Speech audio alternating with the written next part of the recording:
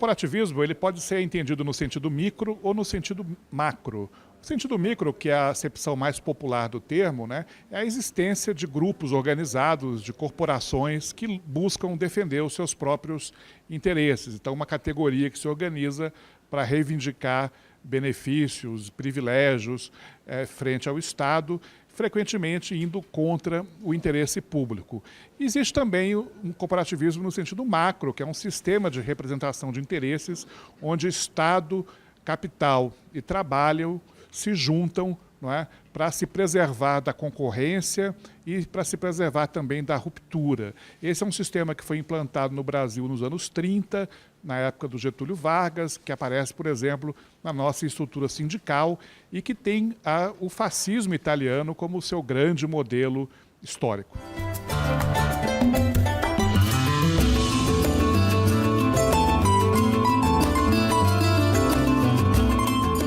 Uma das explicações para o que nós temos no Brasil é o que muitos chamam de caráter patrimonialista do Estado no Brasil. Ou seja, isso seria uma herança da influência ibérica, da influência portuguesa. Segundo tal ponto de vista, os portugueses trouxeram para o Brasil algumas instituições prontas. A ideia de que o Estado é anterior à nação no Brasil. E as instituições que foram trazidas prontas pelos portugueses foram o Estado, o sistema de cartórios, a organização do Estado brasileiro, a Igreja, com os jesuítas, e o estamento militar, né? E o Exército, né? As Forças Armadas. Cada uma dessas instituições, o Estado, as Forças Armadas e a Igreja, deram origem a estamentos sociais. O estamento burocrático, a Igreja, o clero e os militares. E cada um desses estamentos, ao chegar ao poder, põe os interesses do próprio estamento acima dos interesses gerais e administram a coisa pública como se fosse patrimônio particular. É uma explicação sofisticada, não se aplica apenas ao Brasil e a diversos outros países que também foram colonizados por espanhóis, e franceses e assim por diante, só que muitos países conseguiram superar esse ranço, essa herança. E o Brasil tem tido uma dificuldade muito grande de superá-la. Essa que é a grande questão.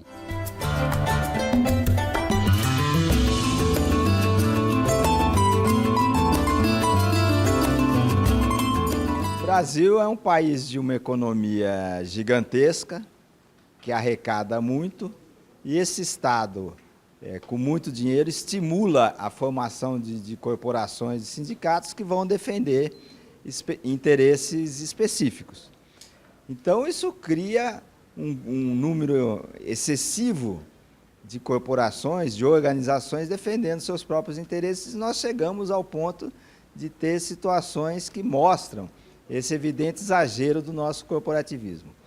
Para se ter uma ideia, os penduricários dos juízes representam 1/4 da Bolsa Família, que atende 14 milhões de pessoas. O lobby, as corporações dos cartórios, obrigam o brasileiro a tirar os mais diferentes tipos de documentos. Um deles é um atestado de óbito atualizado.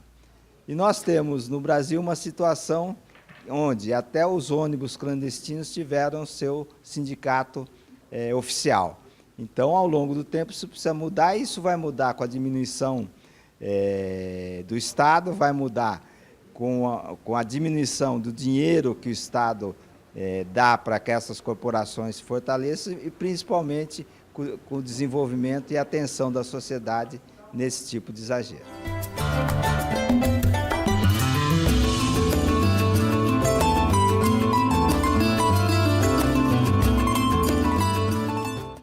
A minha contribuição aqui ao debate foi tentar ilustrar com um caso concreto, no caso a atuação da bancada de segurança pública no Congresso, como que funciona, né, na prática o corporativismo, né? Então, você tem uma série de estudos, né, mostrando como parte preponderante da atuação dos deputados, né, oriundo das polícias, ou então que fazem parte da bancada da bala, trata de benefícios, de salários, de anistia a grevistas, de promoções, quer dizer, Tudo bem, né, que se defenda esse tipo de interesse, muitos deles legítimos, o problema é a proporção. Né?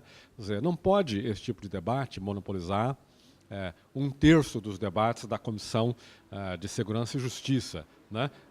25% das propostas de emenda à Constituição, essa proporção é que, digamos assim, é exagerada. Num país com uma crise de segurança gigantesca, né? Um Congresso que tem um custo enorme para a sociedade, e os resultados concretos em termos de reformas estruturais, né? Da segurança, quer dizer, onde é que estão? Né? A gente tem a reforma da Previdência, tem a reforma trabalhista, né? E quando se chega na segurança pública só se fala de aumento de salário, de melhora de benefício, ou então de aumento de punição, de criação de novas categorias penais.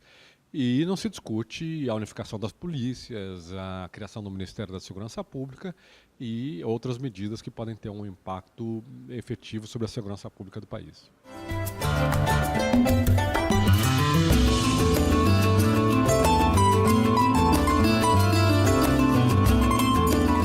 Estamos aqui hoje discutindo a questão do papel das corporações nos nós que atrapalham e prejudicam o nosso país. Foi extremamente proveitoso o debate, na medida em que é um consenso de que as corporações que não foram criadas para o fim que muitas vezes têm atuado, há uma distorção, evidentemente, na atuação das corporações. Elas, infelizmente, priorizam os seus interesses próprios em detrimento dos interesses públicos.